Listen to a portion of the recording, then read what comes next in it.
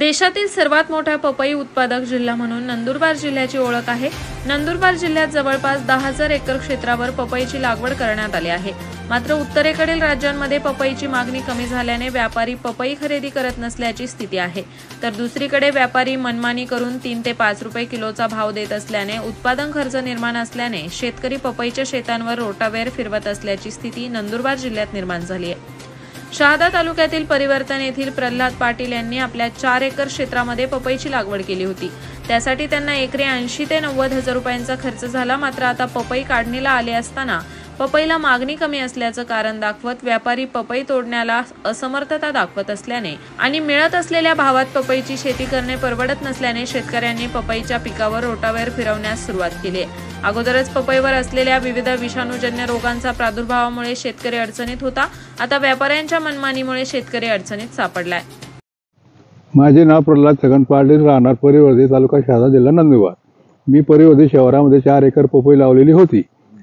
पपईला भाव नसल्याने 3 ते 4 रुपये पपई जाते आणि एकरी जवळजवळ 70 ते 80 हजार रुपये खर्च झालेला आहे। तो खर्च काय निघणार आहे का? 4 रुपयामध्ये नाही निघणार आहे। म्हणून मी रोटावेटर मारून मोकळा झालेलो आहे। सरकार काही लक्ष देत नाही आणि काही अनुदान वगैरे काही किंवा पंचनामे वगैरे करायला तयार नाही। फक्त टेबलावरती खुर्चीवर बोलतात, आश्वासन देतात, काहीच करत नाही। प्रत्यक्षात स्वरूपी काहीच नाही काही आहे। आणि शेतकऱ्याकडे लक्ष द्यावं। याच काय करणार आहे बरं सांगा तुम्ही आता? कुठे कुठे फिरणार आहे? कुठेच फिरणार नाही। 4 एकर पपई लावलेली होती, त्याचा भाव नाही। पहिले सुरुवात 25 रुपये प्रमाणे भाव होता। त्यानंतर 15 झाल्या। 15 मध्ये पुष्कळ माल निघणार होता, पण वाढीचे कोणी घ्यायला यायला तयार नाही। सगळं पपई पिकून टाकली पण आले नाही। काय करणार यांना? शेवटी 8 रुपये झाली तरी सुद्धा आले नाही। 5 रुपये झाली, 4 रुपये झाली, 4 रुपयावर आले वाढीचे आणि 3 टन घेऊन गेले। काय करणार मी? मग रोटावेटरनं मारणार, काय करणार पुढचं? याला काय अर्थ आहे का? सरकार काही लक्ष द्यायला तयार नाही शेतकऱ्यांकडे। नंदुरबार जिल्ह्यात मोठ्या प्रमाणात पपई लागवड केली जात असते। उत्तरेकडील व्यापारी पपई खरेदी करण्यासाठी येत असतात। मात्र यावर्षी मागणी कमी असल्याने दर मिळत नसल्याचे चित्र आहे। त्याच यातून मार्ग काढण्यासाठी पपई, केळी उत्पादक, बागायतदार संघ आणि व्यापारी आणि शेतकऱ्यांची बैठक लावून मार्ग काढण्याचा प्रयत्न करत आहेत। त्यामुळे शेतकऱ्यांनी पपईवर रोटावेर मारण्यासारखा निर्णय घेऊ नये असे आवाहन शहादा कृषी उत्पन्न बाजार समितीचे सभापती अभिजित पाटील यांनी केले। पपई उत्पादक शेतकऱ्यांची सध्या परिस्थिती अतिशय बिकट झालेली आहे। मागच्या दीड महिन्यापासून 25 रुपयापासून सुरू झालेल्या पपईचा भाव आज 5 रुपयापर्यंत येऊन पोहोचलेला आहे। व्यापाऱ्यांना वारंवार बोलवून देखील ते येत नाहीत।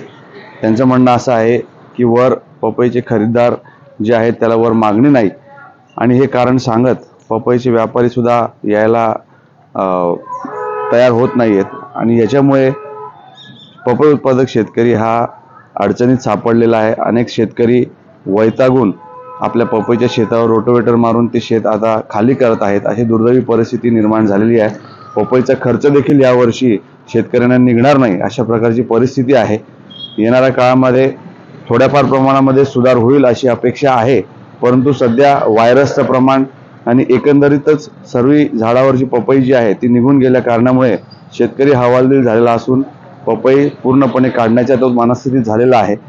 या परिस्थितीशी बदल कसा करता येईल याच्यासाठी सातत्याने व्यापारी आणि शेतकऱ्यांमध्ये बैठका लावण्याचा प्रयत्न सुरू आहे।